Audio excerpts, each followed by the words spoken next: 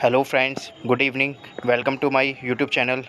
तो जैसा कि आप सभी जानते हैं कि यूपी ट्रिपल एससी विभाग द्वारा कल यूपी पैट 2022 के एडमिट कार्ड जारी कर दिए गए हैं। तो यदि आपने अभी तक अपना एडमिट कार्ड डाउनलोड नहीं किया है तो इसके विषय में मैंने एक वीडियो अपलोड की हुई है, तो आप चाहें तो उसे देख करके अपना एडमिट कार्ड डाउनलोड कर सकते हैं। ठीक है। और इसी के संबंध में यानी कि यूपी पेट से संबंधित आज से मैंने एक प्रैक्टिस सेट की सीरीज़ स्टार्ट की है। तो आज हमारा पहला प्रैक्टिस सेट है जिसमें मैंने जीएस और जीके और कुछ हिंदी के कुछ प्रश्नों को लिया है।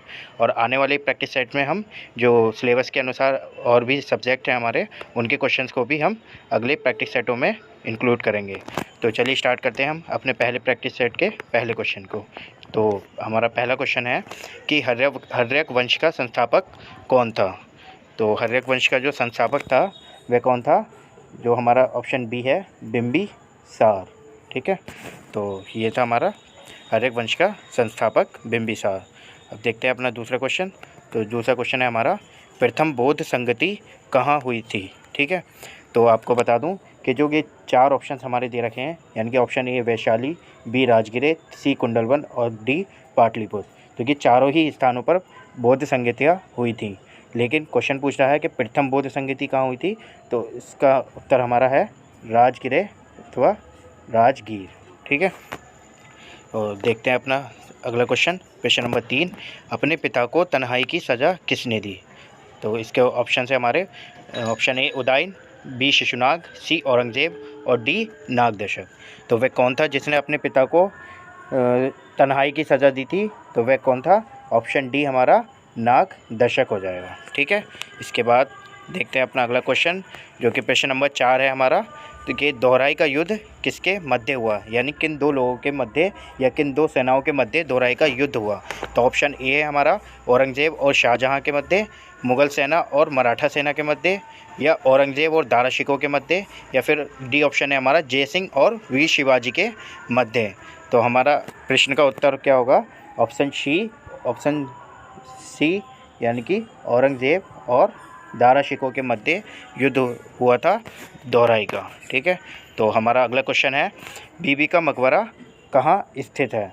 तो बीबी का मकबरा कहाँ स्थित है? हमारा ऑप्शन है सासाराम, बी है फतेहपुर और सी औरंगाबाद महाराष्ट्र और डी है हमारा दिल्ली। तो जो बीबी का मकबरा है, जिसे हम भारत का दूसरा ताजमहल भी कहते हैं, तो वह कहाँ स्थित है? ऑप्शन सी हमारा औरंगाबाद महाराष्ट्र में। ठीक है। तो ये हमारा हो गया 5वां क्वेश्चन। अब हम देखते हैं अपना नेक्स्ट क्वेश्चन। ठीक है। तो अब हमारा छठा प्रश्न है कि संविधान सभा का प्रथम उपाध्यक्ष किसे बनाया गया था। तो यहाँ ध्यान देने की बात है कि यहाँ प्रश्न में पूछा गया है कि प्रथम उपाध्यक्ष।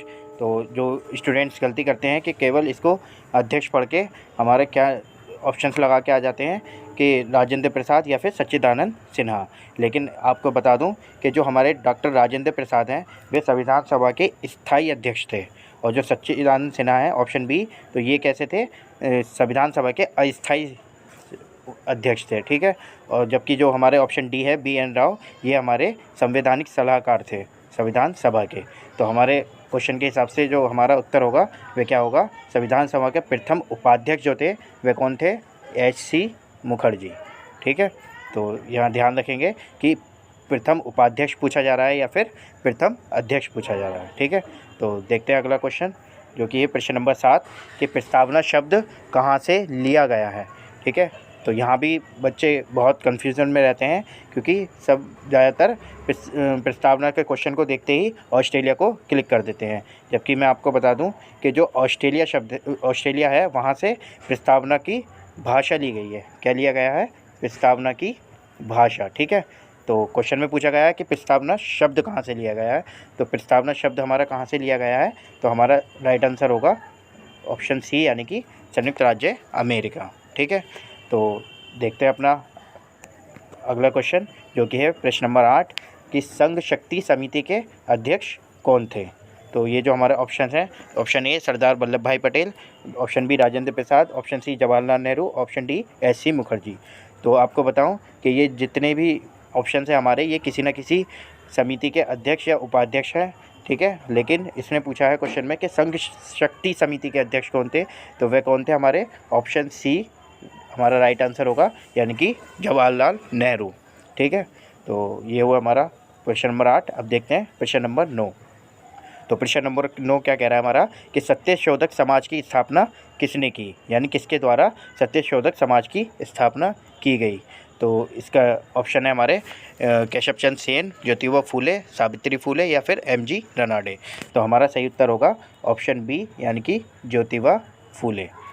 ठीक है, तो ज्योतिबा फूले ने सत्यशोधक समाज की स्थापना की थी। ठीक है, तो देखते हैं हम अपना नेक्स्ट क्वेश्चन, प्रश्न नंबर 10, यानी कि इसमें पूछा गया है कि शोषण के विरुद्ध अधिकार किस अनुच्छेद में वर्णित है। ठीक है, तो जो हमारा शोषण के विरुद्ध जो अधिकार है, यानी कि जिसकी शोषण के विरुद्ध अधिकार के बारे में किस अनुच्छेद में बताया गया है हमारे, तो ऑप्शन बी 23 और 24, यानी कि अनुच्छेद 23-24 में शोषण के विरुद्ध अधिकार के बारे में बताया गया है। ठीक है, तो देखते हैं अपना नेक्स्ट क्वेश्चन, जो कि हमारा उत्तर भारत का मैनचेस्टर किसे कहा जाता है। ये बहुत ही सिंपल क्वेश्चन है और ज़्यादातर सभी को पता होता है कि उत्तर भारत का मैनचेस्टर जो है वह किसे कहा जाता है। ऑप्शन बी हमारा कानपुर। ठीक है, तो कानपुर हमारा उत्तर भारत का मैनचेस्टर कहलाता है। अब देखते हैं हम अपना अगला क्वेश्चन, जो कि है प्रश्न नंबर 12, जो कहता है कि 14 बड़े बैंकों का राष्ट्रीयकरण कब हुआ। ठीक है, तो ये जो जितने भी ऑप्शंस में डेट दी हुई हैं, यानी option A 1949, option B 1935, option C 1955 और ऑप्शन डी 1969।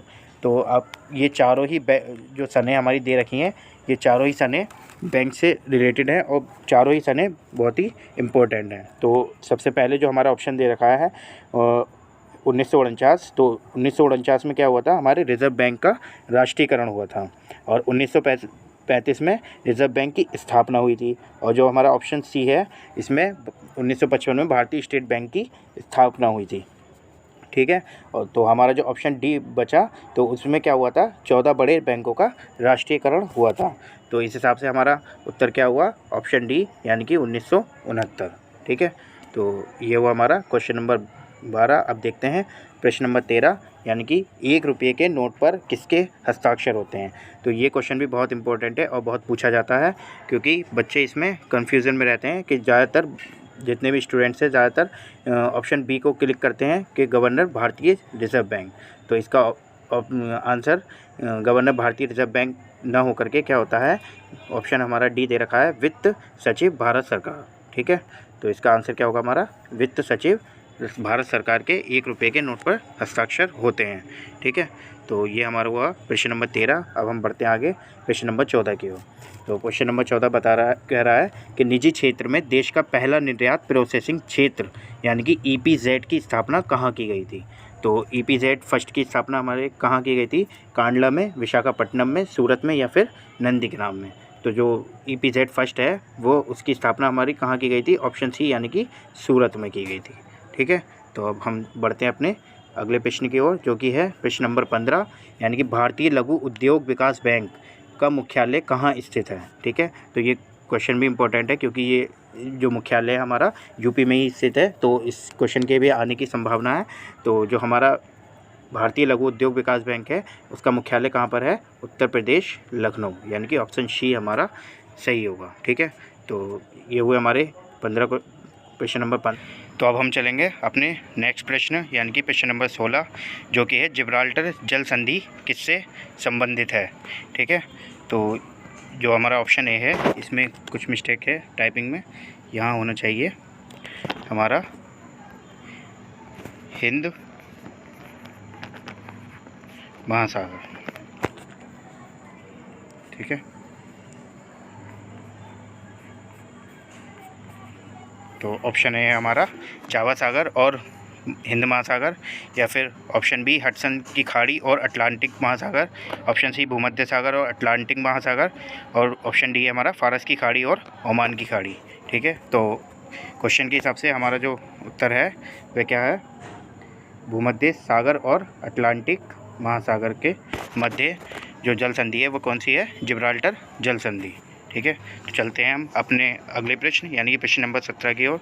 तो जो है कि बुडापेस्ट किस नदी के किनारे बसा है। ठीक है, तो ये जो विश्व के कुछ नगर हैं जो कि नदियों के किनारे बसे हैं, तो ये पूछ रहा है कि बुडापेस्ट किस नदी के किनारे बसा है।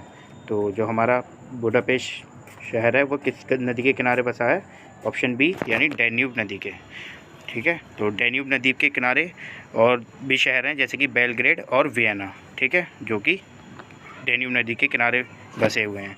और टेम्स नदी के किनारे जो है हमारा लंदन शहर बसा हुआ है, और हडसन नदी के किनारे न्यूयॉर्क तथा टाइबर नदी के किनारे रोम शहर बसा हुआ है। ठीक है, तो हमारे प्रश्न का उत्तर हुआ बुडापेस्ट डैन्यूब नदी के किनारे बसा हुआ है। ठीक है, तो चलते हैं अपने नेक्स्ट क्वेश्चन की ओर।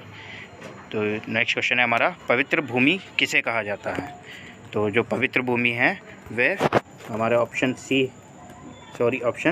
बी यहाँ सही होगा, यरूशलम। तो यरूशलम हमारी पवित्र भूमि कही जाती है। ठीक है, और अगला क्वेश्चन है हमारा कि पंपास घास के मैदान कहाँ पाए जाते हैं, या कहाँ के घास के मैदानों को पंपास कहा जाता है। तो ये क्वेश्चन इम्पोर्टेंट है क्योंकि एक न एक घास के मैदान पेपर में पूछ लिया जाता है।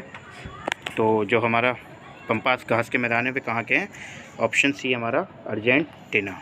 ठीक है, तो ये बाकी ब्राज़ील में जो है वो हमारे कौन से घास के मैदान पाए जाते हैं, कैंपोज या फिर उसको कंपास भी कहते हैं, और उत्तरी अमेरिका में प्रेरी घास के मैदान, और यूरेशिया के घास के मैदान को क्या कहा जाता है, स्टेपी। ठीक है, तो हमारा उत्तर हुआ पंपास घास के मैदान अर्जेंटीना में पाए जाते हैं। ठीक है, अगला क्वेश्चन है हमारा, किर्गिज़ जनजाति कहाँ पाई जाती है। ठीक है, तो जो हमारा ऑप्शन ए है Canada, option B Congo basin, option C मध्य एशिया, और ऑप्शन डी अरब। ठीक है, तो हमारी जो किर्गिज़ जनजाति है वह कहाँ पाई जाती है, ऑप्शन सी मध्य एशिया। ठीक है, तो साथ ही देखते हैं कि कनाडा में कौन सी जनजाति पाई जाती है, हमारी एस्किमो जनजाति, और कांगो बेसिन में कौन सी पाई जाती है, पिग्मीज़, और अरब देश में हमारी कौन सी पाई जाती है, बद्दू जनजाति। ठीक है, तो हमारा उत्तर क्या होगा, ऑप्शन सी यानी कि मध्य एशिया। ठीक है, तो देखते हैं अपना नेक्स्ट प्रश्न 21, खाद्य ऊर्जा को किस इकाई में मापा जा सकता है। तो जो खाद्य ऊर्जा होती है हमारी, जो कि हमें किसी भी चीज़ को खाने से प्राप्त होती है, उसको जो किस में नापा जाता है, जो कि हमारा है ऑप्शन सी यानी कैलोरी में नापी जाती है। तो खाद्य ऊर्जा को मापने की इकाई कौन सी है, कैलोरी। और अगला क्वेश्चन है हमारा, रॉकेट का ऊपर जाना किस सिद्धांत पर कार्य करता है। तो ये जो रॉकेट का ऊपर जाने का सिद्धांत है वह कौन सा है, हमारा ऑप्शन बी संवेग संरक्षण का सिद्धांत। ठीक है, तो अब देखते हैं हम अपना अगला क्वेश्चन, प्रश्न नंबर 23, सोनार अधिकांशतः प्रयोग में लाया जाता है। तो ये जो सोनार होता है वह किसके द्वारा अधिकतर प्रयोग किया जाता है। तो ऑप्शन ए है हमारा अंतरिक्ष यात्रियों द्वारा, ऑप्शन बी अभियंताओं द्वारा, ऑप्शन सी नाविकों द्वारा, और ऑप्शन डी उपरोक्त सभी के द्वारा। तो हमारा जो सोनार है वो किसके द्वारा सबसे ज़्यादा प्रयोग किया जाता है, ऑप्शन सी नाविकों द्वारा। ठीक है, तो चलते हैं अपने नेक्स्ट क्वेश्चन पर, जो है हीमोफीलिया रोग से ग्रसित व्यक्ति में क्या लक्षण दिखाई देते हैं। तो ऑप्शन ए हमारा खून की कमी हो जाती है, ऑप्शन बी हमारा खून का बहना बंद नहीं होता, ऑप्शन सी रक्त बनता ही नहीं है, या ऑप्शन डी उपरोक्त सभी। तो जो हमारा हीमोफीलिया का जो रोगी होता है उसमें क्या लक्षण दिखाई देता है, हमारा ऑप्शन बी यानी कि उसका जो खून होता है वो बहना बंद नहीं होता। ठीक है, तो ये हीमोफीलिया का लक्षण है। तो बढ़ते हैं अपने अगले प्रश्न की तरफ, जो कि है वनस्पति घी के निर्माण में कौन सी गैस प्रयुक्त होती है। तो ऑप्शन है हमारा A nitrogen, B hydrogen, C neon तथा डी कार्बन डाइऑक्साइड। तो जो हमारा वनस्पति घी का निर्माण होता है उसमें कौन सी गैस प्रयोग में लाई जाती है, हमारी ऑप्शन बी हाइड्रोजन। ठीक है, तो अगला क्वेश्चन है हमारा, भारत में भाषाओं का साहित्यिक विकास क्रम माना जाता है। तो जो हिंदी भाषा है हमारी उसका विकास किस क्रम में हुआ है। तो ऑप्शन है ए है हमारा संस्कृत पाली प्राकृत अपभ्रंश, ऑप्शन बी हमारा संस्कृत प्राकृत पाली अपभ्रंश, ऑप्शन सी संस्कृत अपभ्रंश पाली प्राकृत, या फिर ऑप्शन डी हमारा है पाली, संस्कृत, प्राकृत या अपभ्रंश।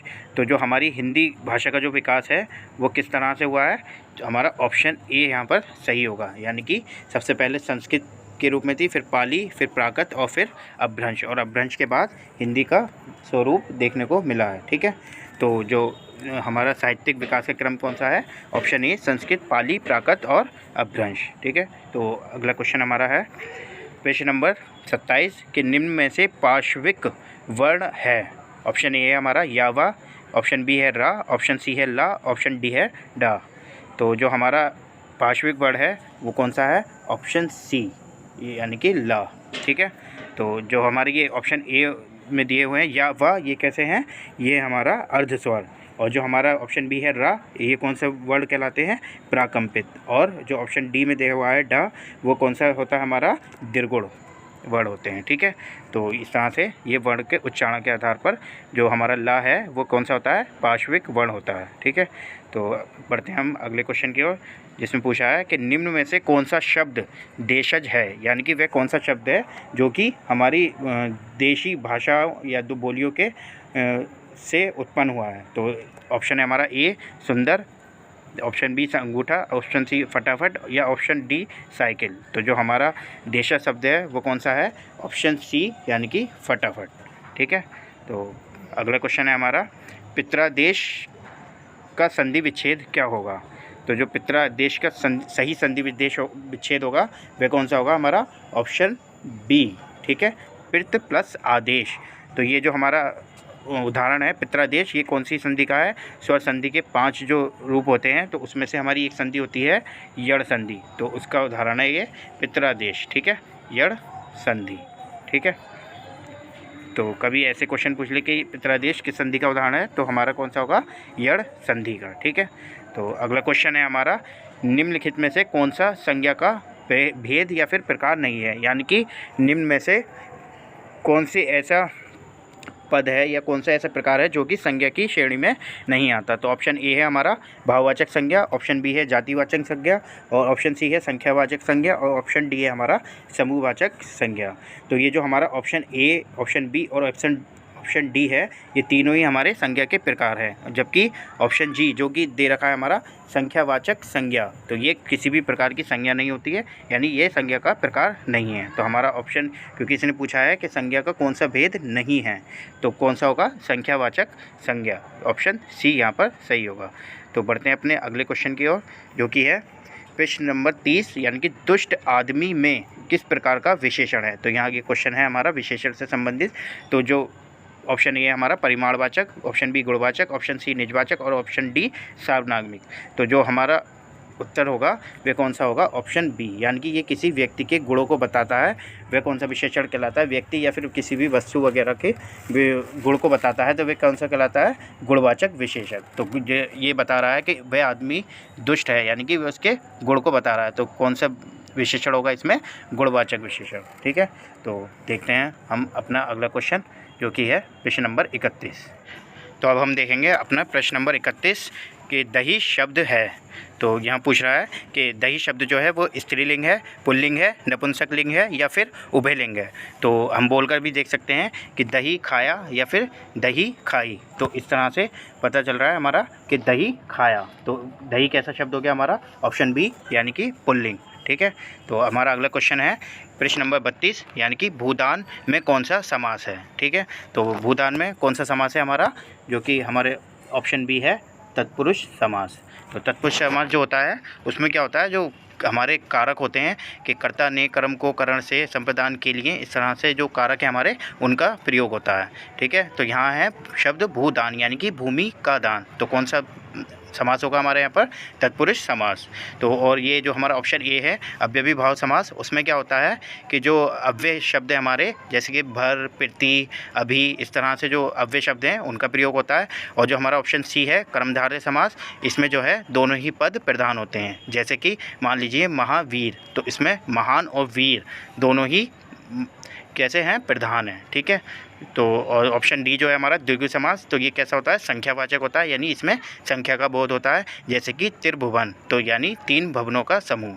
तो यहाँ प्रश्न के हिसाब से हमारा उत्तर क्या होगा, भूदान में कौन सा समास है, तत्पुरुष समास। तो बढ़ते हैं हम अपने अगले क्वेश्चन की ओर, जो कि है प्रश्न नंबर 33, यानी निम्न में से कौन सा शब्द शुद्ध है, यानी कि जो वर्तनी के हिसाब से, स्पेलिंग के हिसाब से हमारा सबसे शुद्ध शब्द कौन सा है, जो कि हमारा ऑप्शन सी, यानी कि विभीषिका। ठीक है, तो अगला क्वेश्चन है हमारा कि वहाँ भारी भरकम भीड़ जमा थी, तो इस वाक्य का शुद्ध रूप है, यानी कि ये जो वाक्य दिया गया है कि अशुद्ध है, तो शुद्ध रूप में इसका कौन सा होगा। तो हमारा ऑप्शन ए है वहाँ भारी भीड़ जमा थी, ऑप्शन बी है वहाँ भरकम भीड़ जमा थी, ऑप्शन सी है हमारा वहाँ भीड़ भारी भरकम थी, या फिर ऑप्शन डी वहाँ की भीड़ भारी भरकम थी। तो वैसे तो यहाँ होना चाहिए कि वहाँ बहुत भीड़ जमा थी, लेकिन ऑप्शन के हिसाब से हमारा यहाँ क्या सही होगा, ऑप्शन ए, यानी कि वहाँ भारी भीड़ जमा थी। ठीक है, तो अब देखेंगे हम अपना अगला क्वेश्चन, प्रश्न नंबर 35। तो वह कवि जो तत्काल कविता करे के लिए एक शब्द है, यहाँ एक शब्द के पूछा गया है कि वह कवि जो तत्काल कविता करे उसके लिए कौन सा शब्द प्रयोग किया जा सकता है। ठीक है, तो वह कौन सा है, ऑप्शन है हमारा सुकवि, महाकवि, आशुकवि और राजकवि। तो ऑप्शन सी हमारा सही उत्तर होगा, आशुकवि, क्योंकि आशुकवि किसे कहते हैं, जो तुरंत किसी भी संदर्भ में कविता कह सके। ठीक है, तो हमारा उत्तर हुआ ऑप्शन सी, आशुकवि। तो देखते हैं हम अब अगला प्रश्न नंबर 36। तो हमारा प्रश्न नंबर 36 है कि उत्तर प्रदेश का सबसे लंबा एक्सप्रेसवे यानी कि गंगा एक्सप्रेसवे कितने ज़िलों से होकर गुजरेगा। तो ऑप्शन ए है हमारा 11, ऑप्शन बी 12, ऑप्शन सी 7 या ऑप्शन डी 9। तो जो हमारा गंगा एक्सप्रेसवे है, जो कि यूपी का सबसे बड़ा एक्सप्रेसवे है, वह कितने राज्यों से होकर कितने ज़िलों से होकर गुजरेगा, 12 ज़िलों से। ठीक है, तो यहाँ एक क्वेश्चन और पूछ सकता है, क्योंकि ये सबसे लंबा एक्सप्रेसवे है, तो इससे रिलेटेड एक क्वेश्चन और पूछ सकता है कि इस एक्सप्रेसवे की, यानी गंगा एक्सप्रेसवे की जो लंबाई है वो कितनी है। तो वो है हमारी 594 किलोमीटर। ठीक है, और ये जो एक्सप्रेसवे है वह किन दो शहरों के मध्य है, यानी कहाँ से कहाँ तक है, तो वह है हमारा मेरठ से प्रयागराज। कहाँ पर, मेरठ से प्रयागराज। ठीक है, मेरठ से प्रयाग। ठीक है, तो हमारा ऑप्शन सही होगा ऑप्शन बी 12। और अगला क्वेश्चन है हमारा कि किस रेलवे स्टेशन का नाम बदलकर पंडित दीनदयाल रेलवे स्टेशन रखा गया है। तो हमारे रेलवे बोर्ड द्वारा कुछ स्टेशनों के नाम परिवर्तित किए गए हैं। तो ये पूछ रहा है क्वेश्चन कि पंडित दीनदयाल रेलवे स्टेशन किस रेलवे स्टेशन का नाम रखा गया है। तो जो हमारा ऑप्शन सी है, यानी कि मुगल सराय, उसका नाम क्या कर दिया गया है अब, पंडित दीनदयाल रेलवे स्टेशन। यहीं पर हम ध्यान रखेंगे कि जो हमारा ऑप्शन ए है झांसी, उसका नाम बदलकर अब क्या कर दिया गया है, वीरांगना महारानी लक्ष्मीबाई रेलवे स्टेशन। ठीक है, ऐसे ही जो हमारा ऑप्शन बी है फैज़ाबाद, इसका नाम परिवर्तित करके क्या रख दिया गया है, अयोध्या कैंट। ठीक है, तो हमारा ऑप्शन सी जो है पंडित दीनदयाल रेलवे स्टेशन का नाम क्या हो गया, किसका हुआ है, मुगल सराय का। ठीक है, और हमारा अगला क्वेश्चन है प्रश्न नंबर 38, परीक्षा संगम ऐप किसके द्वारा लॉन्च किया गया है। तो ऑप्शन ए है हमारा केंद्रीय माध्यमिक शिक्षा बोर्ड यानी कि CBSE, या फिर माध्यमिक शिक्षा बोर्ड उत्तर प्रदेश यानी UPMSP, या फिर इंदिरा गांधी राष्ट्रीय मुक्त विश्वविद्यालय यानी कि IGNOU, या फिर ऑप्शन डी है हमारा विश्वविद्यालय अनुदान आयोग। तो यहाँ एडिटिंग में कुछ प्रॉब्लम, वो कमी हो गई, यहाँ होगा हमारा विश्वविद्यालय अनुदान आयोग। ठीक है, जिसे हम UGC कहते हैं। तो किसके द्वारा संगम ऐप स्टार्ट किया गया है या लॉन्च किया गया है, तो वह किसके द्वारा किया गया है, हमारा सही होगा ऑप्शन ए, यानी कि केंद्रीय माध्यमिक शिक्षा बोर्ड यानी कि CBS और E। ठीक है, CBSE द्वारा परीक्षा संगम ऐप लॉन्च किया गया है। ठीक है, जिस पर एक ही पोर्टल, एक ही ऐप के द्वारा सारी सुविधाएं दी जाएंगी। ठीक है, अब अगला क्वेश्चन है हमारा प्रश्न नंबर 39, जो कि पूछा है कि किसने फेमिना मिस इंडिया 2022 का खिताब जीता है। ठीक है, तो ऑप्शन है हमारा खुशप्रीत कौर, ऑप्शन बी सिनी शेट्टी, ऑप्शन सी हरनाथ संधू और ऑप्शन डी है हमारा शिनाता चौहान। तो जो हमारा फेमिना मिस इंडिया 2020 का खिताब जीता है वह किसने जीता है, ऑप्शन बी सिनी शेट्टी ने। ठीक है। और जो हमारी ऑप्शन सी हरनाथ संधू है, उन्होंने क्या जीता है, तो उन्होंने जीता है मिस यूनिवर्स का खिताब 2021 में, ठीक है। तो हमारा यहाँ सही उत्तर होगा सिनी शेट्टी, फेमिना मिस इंडिया 2020 का खिताब जीतने वाली है, ठीक है। अगला क्वेश्चन हमारा, और इस प्रैक्टिस सेट का अंतिम क्वेश्चन, जो कि पूछ रहा है कि अथवास पहल किस झील से संबंधित है। तो ऑप्शन है हमारा चिल्का झील, ऑप्शन बी है शेषनाग झील, ऑप्शन डी है डल झील, और ऑप्शन डी है हमारा नैनीताल झील, ठीक है। तो अथवास पहल जो है वो किसके कल्याण से संबंधित है, हमारी ऑप्शन सी डल झील से संबंधित है, ठीक है। तो ये थे हमारे कुछ प्रैक्टिस के सेट के 40 क्वेश्चन। आई होप को ये आपको वीडियो पसंद आई हो, और वीडियो अगर पसंद आई हो तो आप इसको लाइक करें, शेयर करें, कमेंट करें और चैनल को सब्सक्राइब करें। और मिलते हैं हम अपने एक नए प्रैक्टिस सेट के साथ, तब तक के लिए